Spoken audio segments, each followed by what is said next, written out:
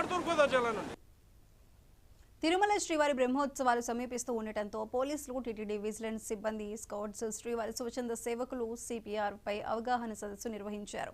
శ్రీవారి దర్శనార్థం క్యూ లైన్లో ఉన్న ఒక మహిళా భక్తురాలు గుండెపోటుతో కుప్పకూలింది. అయితే సకాలంలో సిపిఆర్ చేసేవారు లేక ఆ మహిళా భక్తురాలు శ్వాస విడిచారు. ఈ ఘటనపై తిరుపతి జిల్లా ఎస్పీ సుబ్బరాయుడు ప్రత్యేక దృష్టి సారించి తిరుమలలో విధులు నిర్వర్తిస్తున్న ప్రతి ఒక్కరికి సిపిఆర్ చేసే విధానంపై అవగాహన కల్పించి ఇలాంటి ఘటనలు పునరావృతం కాకూడదనే ఉద్దేశంతో సిపిఆర్ పై శిక్షణ కార్యక్రమాన్ని వైకుంఠం కాంప్లెక్స్ లో ఏర్పాటు చేశారు.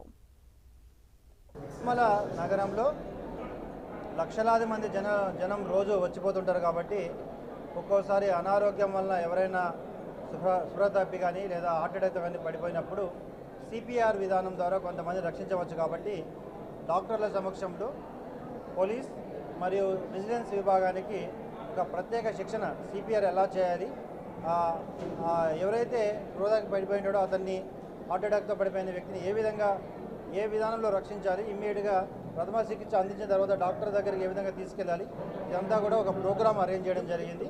తద్వారా తిరుమలలో జరుగుతున్న అనేక మంది ఈ వ్యక్తులు వచ్చినప్పుడు ఏదైనా జరిగినప్పుడు ఇమ్మీడియట్గా మా వాళ్ళు రెస్పాండ్ అయ్యే విధంగా ట్రైనింగ్ ఇవ్వడం జరుగుతుంది. దీనివల్ల మంచి జరుగుతుందని ఆశిస్తున్నాం. తిరుమల నగరంలో లక్షలాది మంది జనం రోజు వచ్చిపోతుంటారు కాబట్టి ఒక్కోసారి అనారోగ్యం వల్ల ఎవరైనా